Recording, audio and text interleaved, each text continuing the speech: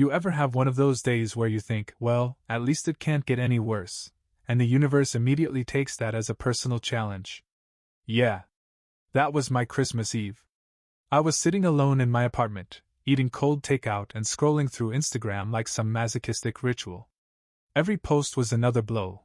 My family gathered around a 12-foot Christmas tree, everyone wearing matching reindeer pajamas. Mom was smiling like she hadn't spent the last 6 months ignoring my texts. Dad was beaming under a banner that read, "Family is everything," which was ironic, considering I apparently wasn't included in that definition. Front and center was my brother Zach, golden child of the century, clinking glasses with my parents as if he hadn't run his credit into the ground before turning 30. The caption read, "Surround yourself with those who matter most, Red Heart." Cute. I was about to close the app when my buzzer went off. I almost didn't answer. But curiosity is a disease, and apparently I'm terminal. The courier handed me a fat manila envelope with my name printed on the front in aggressive block letters. No return address. Just vibes. Bad ones? I tore it open. Inside was a stack of documents. For a second, I thought maybe it was some late-arriving holiday card from my parents. You know, the kind with a passive-aggressive note about how they miss my presents. Nope. It was an invoice. $52,000. Due immediately. I flipped to the next page and saw it, a financing agreement for a brand new Audi Q7. In bold at the top, co-signer, Tyler Jameson. That's me. Or, more accurately, that's the version of me my brother apparently forged into existence. I stared at the signature line. It was my name, all right, just slightly too neat, like Zach had Googled how to sign someone else's name without getting caught. Spoiler, he did not, in fact, manage to avoid getting caught. Tucked between the pages was a handwritten note on a scrap of lined paper. Zach's handwriting, unmistakable in its lazy scrawl. "Hey bro, thanks for helping out. Mom and Dad said you'd understand since you're doing so well. Appreciate you. Happy holidays!" I read it 3 times, hoping it would magically turn into something else. A prank. A mistake. A cosmic joke that would end with a hidden camera crew jumping out of my closet to say, "Surprise! You're on America's Most Exploited Relatives." No such luck. I set the papers on my coffee table and pressed my palms to my eyes until I saw little fireworks. My heart was hammering like it wanted to evacuate my chest. They really did it. They actually forged my signature to buy Zach a luxury car. And then, as if that wasn't enough, they had the audacity to assume I'd just pay for it. Like it was a given. Like I was the family's personal bailout plan. Outside my window, snow was falling in that picture-perfect way it does in Christmas movies. For a second, I let myself imagine I was one of those people, someone with a warm family waiting to greet me, not a pack of entitled predators in festive sweaters. But reality doesn't come with a soundtrack or a happy montage. Reality was a $52,000 bill I didn't authorize and a family that saw me as nothing more than a convenient credit score. I picked up Zach's note again. Read the last line. "Appreciate you." I laughed. Really laughed. One of those sharp, humorless sounds that feels closer to a scream than anything else. Because here's the thing. I did understand. I understood exactly who they were. And for the first time in my life, I realized I was finally ready to do something about it. It's funny how people love to say, "Family is everything," usually right before they do something that proves they don't actually believe it. If you need proof, let's rewind a couple of decades to my early years as the family understudy. Growing up, the script was always the same. Zach was the star, and I was the reliable extra in the background. If Zach got a B+, it was a triumph. "Look how smart he is!" If I got an A, it was, "Well, academics aren't everything, Tyler." Zach had the deluxe childhood package, private soccer coaches, guitar lessons he quit after 2 weeks, and a birthday party with a magician who made my allowance disappear. Me? I got hand-me-down sneakers and a lot of lectures about the character-building power of going without. I remember being 11 and watching Zach tear the wrapping paper off his first gaming console. Dad looked at me and said, "You'll appreciate things more when you buy them yourself." At the time, I thought that was normal. Now I see it for what it was, a polite way of saying, You don't matter as much. As we got older, Zach's failures became family emergencies, while my achievements were inconveniences. When he racked up $15,000 in credit card debt from investing in crypto, read gambling on Dogecoin, my parents held a family intervention to figure out how to rescue him. When I got my first promotion, Mom said, "That's nice, but can you call your brother? He's feeling down." This wasn't a one-off. It was a pattern. I was the walking contingency plan. The ATM with a heartbeat. If Zach needed money, I was expected to chip in because you're so good with finances. When I'd push back, Dad would sigh like I'd personally betrayed the family unit. One time, Zach called me at 2 a.m., voice slurred from whatever bar he turned into his office that week. He needed $800 to pay his rent. I'd already bailed him out twice that year. I told him no. He cried. He actually cried. Said he'd end up homeless if I didn't help. My parents called me the next day, furious that I'd abandoned my brother. When I reminded them I had my own bills to pay, Mom went quiet for a beat before saying, "But you make so much more. You should be grateful you're in a position to help." Yeah. Grateful. That was the word she always used when she meant obligated.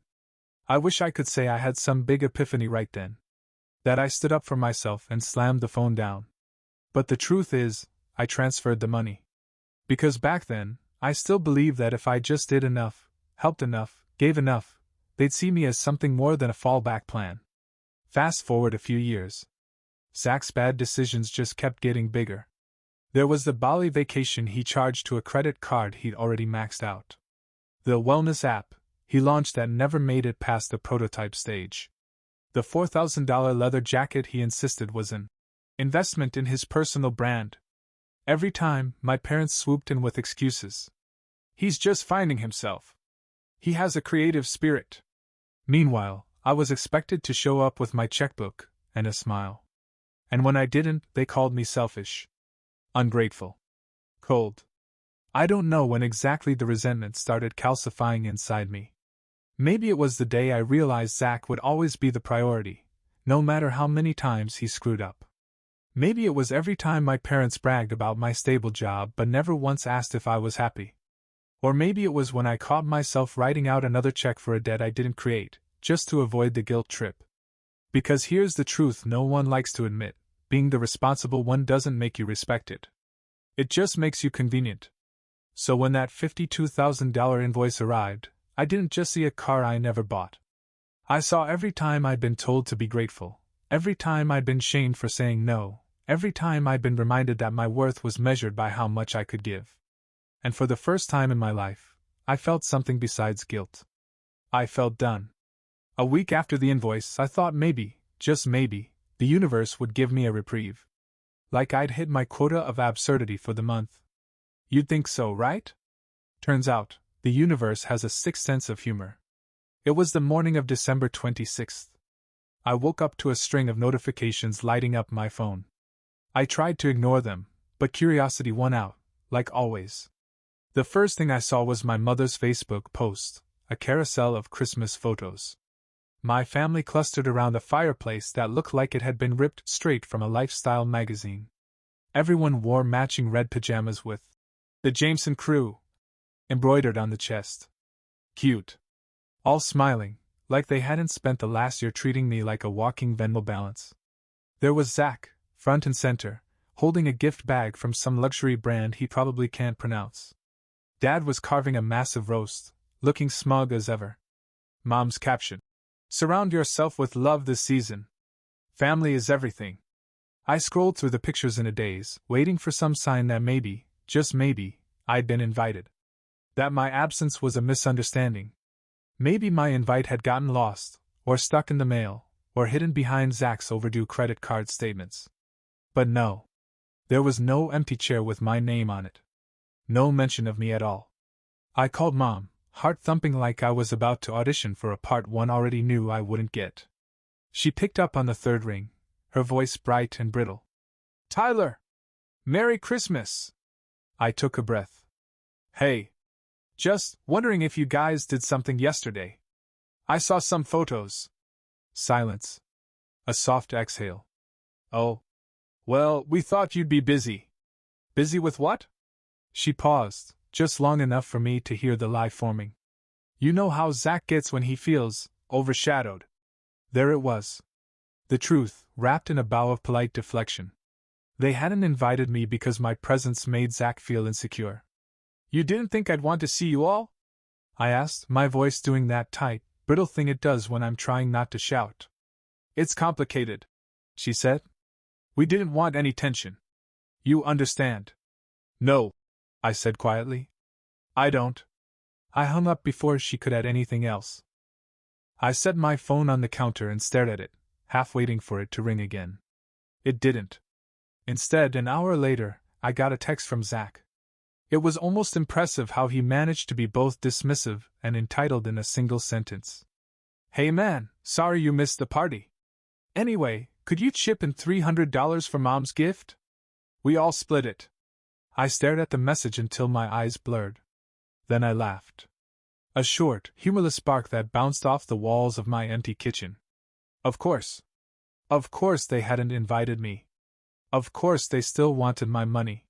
Because in their eyes, that's all I was good for. I didn't respond.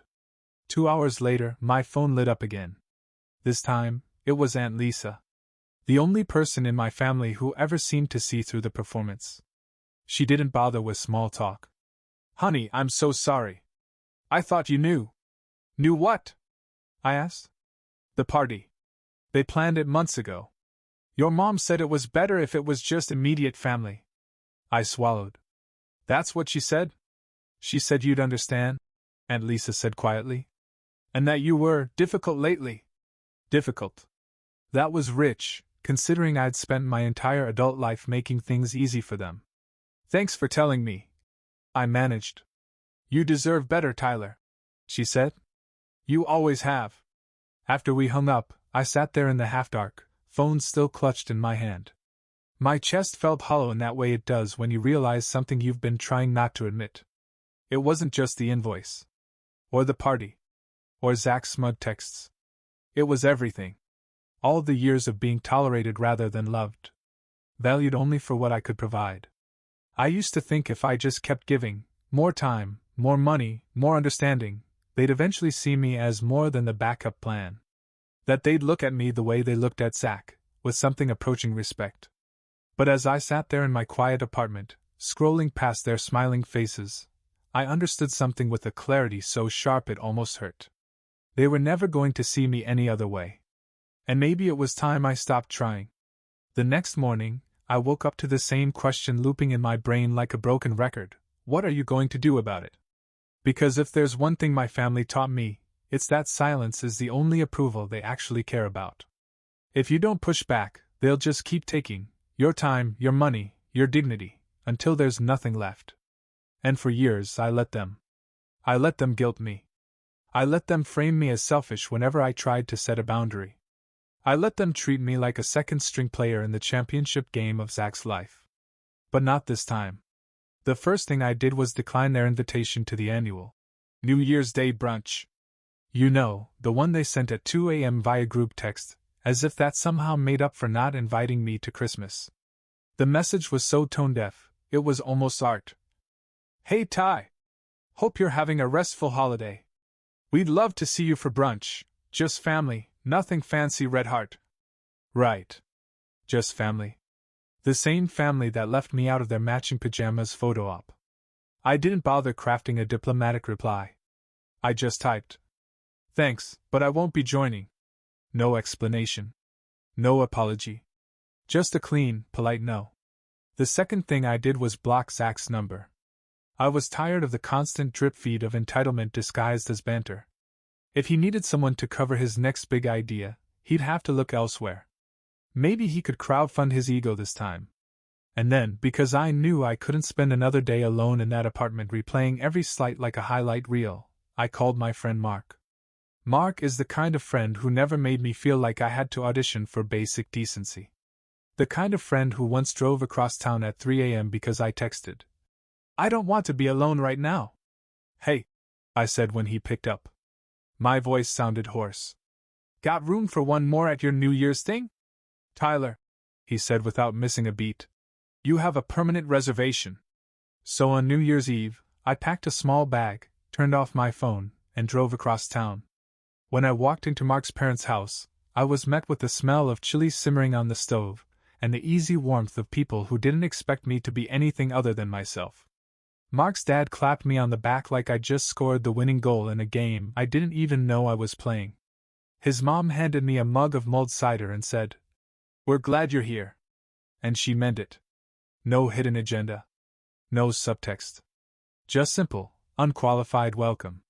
I spent the night sitting around their kitchen table, listening to stories, laughing at Mark's terrible puns, and for the first time in months, I felt my chest unclench.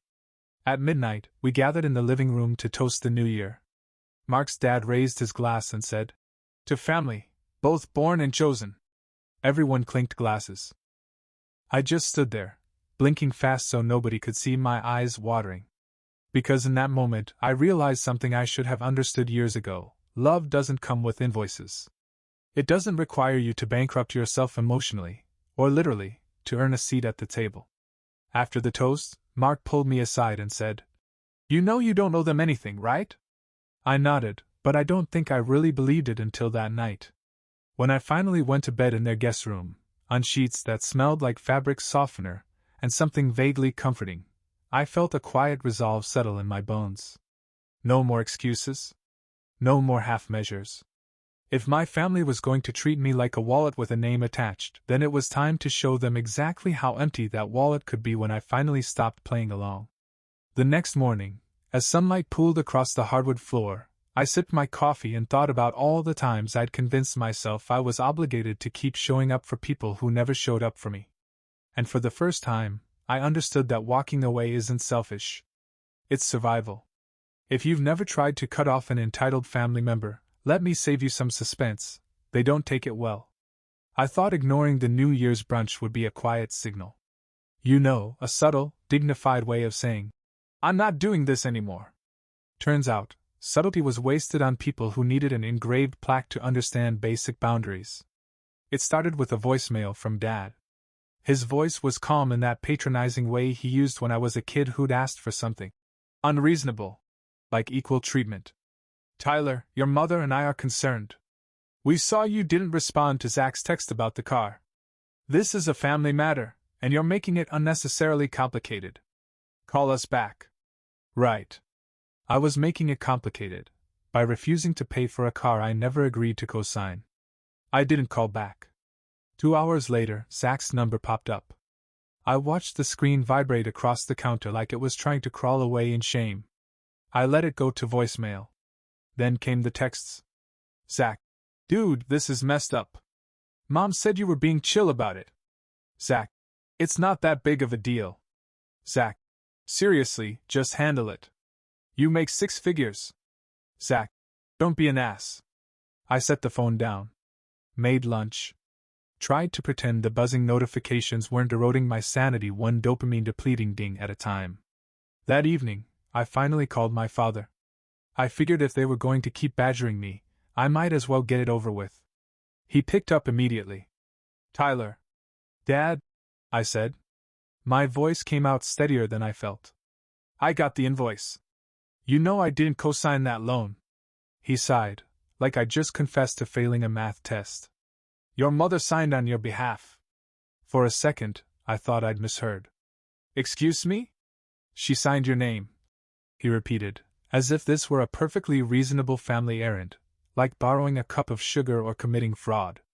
"You realize that's illegal," I said, my voice cracking. He exhaled again, the world's most exhausted victim. "Tyler, don't be selfish. Zach needed help." Something inside me snapped, quietly, like a rubber band finally giving up after being stretched too thin for too long. "Did you even consider asking me?" I asked. "You're never reasonable," he said.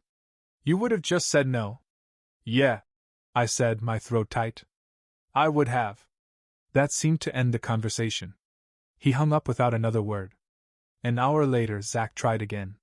This time, it was a string of voice messages. His tone swung between defensive and pleading, like he couldn't decide whether to guilt-trip me or insult me. "You always act like you're so much better than everyone. You're not. You're just lucky. Mom and Dad did everything for you, too. You're blowing this way out of proportion. It's just money. We're family. Just money. Just family. Funny how those words only come out when someone else's screw-up is about to land on my doorstep. I didn't reply. That night, as I was brushing my teeth, my phone buzzed again.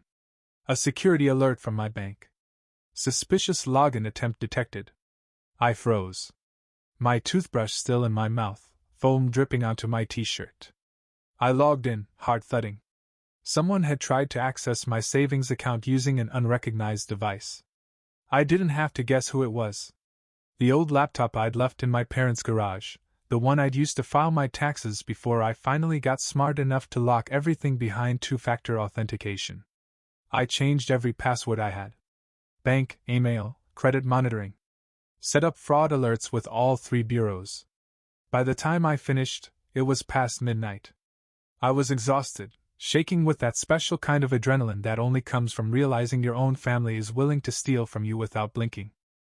I lay in bed, staring at the ceiling, replaying every moment that led here. Every time I'd been called selfish for not giving enough. Every time I'd told myself they'd stop if I just helped one more time. But they never stopped. Because why would they? I'd taught them exactly how to treat me. And now, finally, I was done teaching that lesson. The next morning, I woke up with the kind of clarity that only arrives after your family tries to rob you in your sleep. It was the realization that no amount of phone calls or guilt trips was going to fix this. I wasn't dealing with a misunderstanding. I was dealing with people who genuinely believed I existed to fund their bad decisions. So I did something I never thought I'd have the nerve to do. I called a lawyer.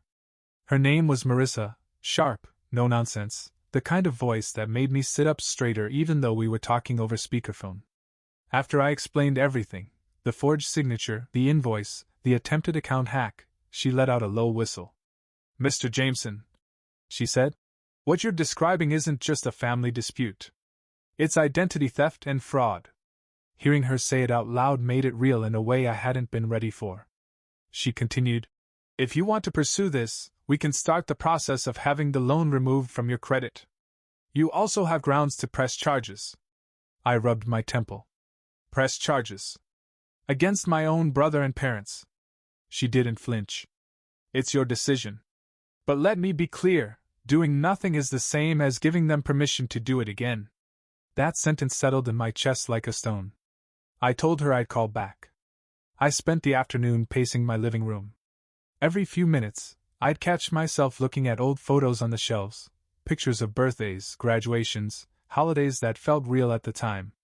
It was almost laughable how easily they'd been able to disguise exploitation as family tradition. Around 5 p.m., I poured myself a drink and called Marissa back. My hand was shaking so badly I almost dropped the phone. I want to move forward, I said. Understood, she replied calmly. We'll begin with a formal fraud report to the lender. You'll need to sign affidavits. After that, we can discuss pressing charges. I exhaled. It felt like shedding a skin I didn't realize I'd outgrown. 2 hours later, my phone rang. It was Dad. I answered because I knew if I didn't, he'd just keep calling until I lost my mind. Tyler, he started, voice brittle. Your mother is very upset. Yeah? I said. She should be. She committed a felony. He ignored that. We heard you hired an attorney. You're going to destroy this family over a misunderstanding? It wasn't a misunderstanding, I said evenly. You knew exactly what you were doing. A pause. Then the threat I'd been waiting for. If you go through with this, he said, you're dead to us. Do you understand? You will not be welcome in this family again. For a second, I almost laughed. Like he was offering me some kind of limited-time ultimatum. That's not a difficult choice, I said, my voice steady in a way that surprised even me. He hung up. 5 minutes later, Zach's number lit up my phone. I let it go to voicemail. The transcript popped up a minute later. You're pathetic. We all laugh about how you think you're better than everyone. You're nothing without us. I read it twice, just to let it sink in. Then I blocked his number. The next morning, I sat with Marissa in her office. She slid a thick stack of documents across the table, everything I needed to officially dispute the loan and file the fraud report. I signed every page without hesitation. As I initialed the last line, something in me shifted. I realized this was it. The end of the charade. The moment I stopped pretending that family meant loyalty, or love, or anything more than an endless ledger of debts I never agreed to. When I left her office, I felt lighter. Like I'd set down a load I'd been carrying so long I forgot what it was like not to hurt under its weight. Outside, the sky was gray and drizzling, but I didn't care. Because for the first time, I was doing something not out of obligation, but out of respect for myself. And it felt like freedom. You'd think after I filed the fraud report and blocked Zach's number, my family would take the hint and crawl back into whatever entitlement burrow they came from. But no. Apparently, when you take away their access to your wallet, they just get creative. The first sign came in the form of a screenshot my friend Mark sent me. It was a Facebook post from Zach, complete with a crying selfie. Sometimes the people you love the most betray you in ways you never imagined. Please keep my family in your prayers during this difficult time. The comments were exactly what you'd expect. Emily T. Stay strong, babe. Red Heart. Chad R. Family over money, always. Kristen S. Your brother sounds toxic AF. I actually had to sit down because I was laughing so hard. The guy who forged my signature was painting himself as the victim of my selfishness. Then, just when I thought it couldn't get dumber, I got an email from HR at my company. Subject line: Concern re well-being? Apparently, my father had called my office. Claimed I was unstable, making irrational financial decisions, and might be a danger to myself. The HR director, Sandra, who has the patience of a saint, called me directly. Tyler, I'm only reaching out because this is so outlandish. I wanted you to hear it from me first. I felt my face flush hot. He actually said that? He did, Sandra said gently. And then he tried to get your emergency contact updated to him. I closed my eyes. Took a slow breath. I'm sorry you had to deal with that. She snorted. Please. I've seen messy divorces between coworkers. If it helps, I don't believe a word of it. That was the thing about finally telling the truth, people could see it on you. My boss knew I wasn't some unhinged man spiraling into bankruptcy. I was a guy whose family couldn't stand the fact that I'd stopped enabling them. After we hung up, I made a list of every account I still had linked to my old information. Credit cards. Insurance. Even that sad little Amazon account I'd once shared with Mom so she could order a few things. And proceeded to rack up $2,000 in questionable decor. I changed everything. New passwords. Two-factor authentication. Security questions no one could guess. What was your childhood nickname? Answer: none. You were too busy praising Zach. I even set up credit monitoring alerts. It felt excessive. Paranoid. But also necessary. Because 2 days later, it happened again. An email from Experian. Alert: new credit application detected. Someone, I wonder who, had tried to open a personal loan in my name. This time, for $20,000. I called the fraud department so fast I almost dropped my phone. The rep was sympathetic. Family? She asked when I explained. Yeah, I said, rubbing my eyes. Family. It was surreal, watching them sink deeper into desperation while I finally stood still. I'd always assumed if I stopped giving, they'd just move on to someone else. But that wasn't how this worked. My no had become a threat to their entire narrative, that they were good parents, good siblings, that this was all normal. And if there's one thing entitled people can't stand, it's the mirror you hold up when you finally say, enough. That night, I went to Mark's place again. His dad was in the garage, working on an old motorcycle. Rough week? He asked when he saw my face. You could say that. He handed me a wrench. Wanna help? I wasn't mechanically inclined. But there was something about holding a tool, focusing on something tangible, that quieted my mind. We worked in silence. The good kind. No judgment. No demands. When we finished, Mark's dad wiped his hands and looked at me. You know, he said. There's a difference between cutting people off because you're petty and cutting them off because you finally respect yourself. I swallowed. Which one do you think I am? He didn't even pause. The second one. On the drive home, I realized he was right. Setting boundaries didn't make me cruel. It just meant I was finally refusing to participate in my own exploitation. And as much as they wanted to pretend otherwise, they no longer got a vote. The invitation came in the form of a text from my mother. We'd like to sit down as a family and talk this out. Tomorrow. 6 p.m. Your father insists. There was something almost impressive about her tone, like she was summoning me to a disciplinary hearing rather than begging me to reverse the consequences of their fraud. I thought about ignoring it. But part of me wanted to hear them say it all to my face. No more phone calls. No more filtered captions about family love. Just the raw, unvarnished truth of what they really were. So I texted back. I'll be there. I didn't tell Mark. I didn't want backup. I needed to walk in alone and prove to myself that I wasn't scared anymore. When I arrived, the dining room looked exactly the same as it did when I was a kid. Polished table, the smell of roast chicken, candles lit like this was some sacred ritual. Dad was at the head of the table, arms folded, jaw tight. Mom sat next to him, dabbing at her eyes with a tissue that somehow stayed perfectly white. Zach was slouched in his chair, scrolling his phone like he couldn't be bothered to look up. I took the empty seat across from them. Nobody spoke for a moment. Just the soft tick of the grandfather clock in the hall. Finally, Dad cleared his throat. Tyler, we're here because you've blown this entire situation out of proportion. I leaned back, crossing my arms. You forged my signature on a $52,000 loan. Mom sniffled. It was meant to be temporary. We thought you'd understand. You didn't even ask me, I said. Zach finally looked up. You're acting like some kind of victim. It's not that serious.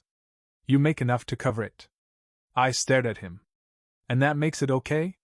He shrugged, like I just asked him whether he preferred Coke or Pepsi. Dad leaned forward, his eyes hard.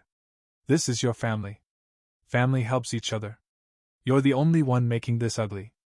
I felt something settle in my chest, a kind of calm I'd never known around them. No, I said evenly.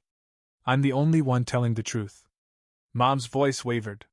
Tyler, if you go through with this lawsuit, if you force this. You mean the lawsuit you forced by committing fraud? I interrupted. Her mouth snapped shut. For a second, nobody spoke. The candles flickered. I realized they'd expected me to fold the moment I walked through the door. To back down, like I always had. But that version of me was gone. Zach scoffed. Nobody likes you, you know.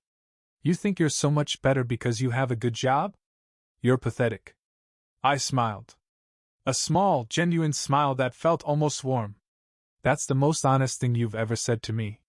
His face flushed red. Dad's voice dropped to a low growl. If you don't stop this, if you don't pay off that car, we're done. You will not be welcome in this family. I let the silence stretch so long, Mom shifted in her seat. And then I said it. The sentence I'd been carrying in my chest like a lit fuse. That's not a difficult choice. Mom sucked in a sharp breath. Dad's jaw flexed. Zach looked like he wanted to throw something. I stood. My hands were steady. My voice was steady. You want me to clean up Zach's messes forever.